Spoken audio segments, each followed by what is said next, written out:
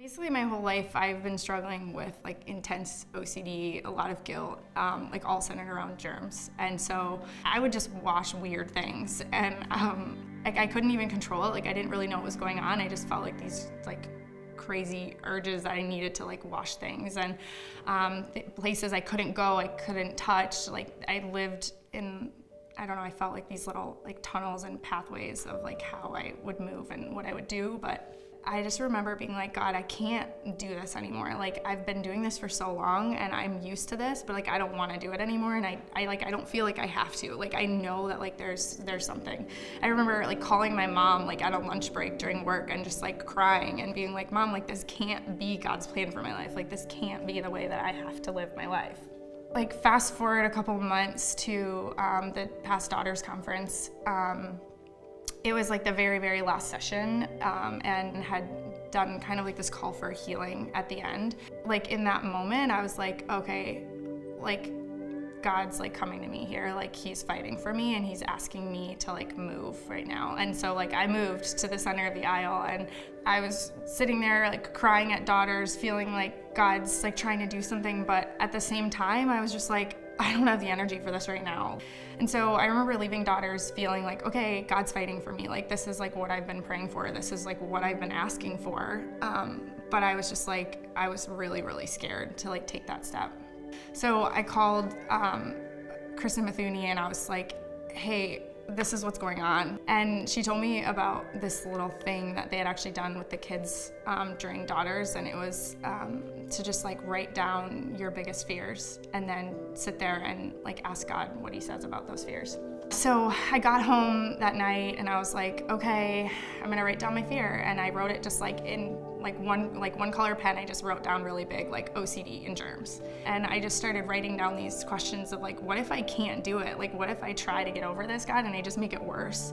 Or like, what if I'm really strong for a moment and like, I do all these things and then like I shut down and I panic and I can't, you know, like get any further. Like I couldn't even write fast enough. Like God just kept like saying things to me, and it was like this theme of like, what if I can't? Like I can, you know what I mean? Like what if I fail? Like, and he's like, I won't fail you. And I'm like, what if I make it worse? And he's like, then I'll be there like for you like then too. Like it was just like repeatedly he just kept being like, you don't have to do it, like I will be there, like just trust me and like enough to act.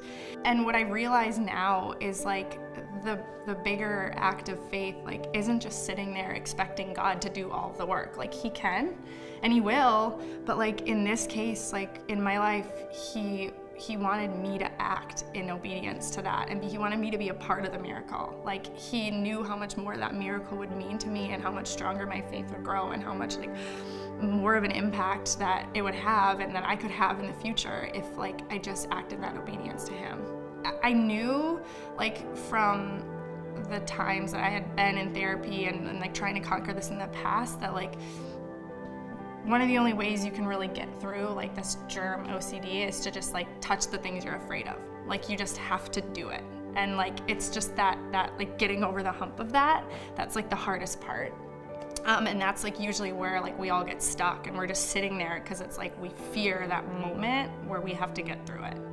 I just started to get like this like feeling. I started writing like, Anna, like don't even like don't let there be a second of doubt. Like it's that split second of doubt that like paralyzes you and has kept you from moving forward. Like it's just that moment of fear. I was like, so just literally get up, just start, just move, and like just, and I don't know like what happened. Like I know that it wasn't of me because I've been trying to do it for years and couldn't do it.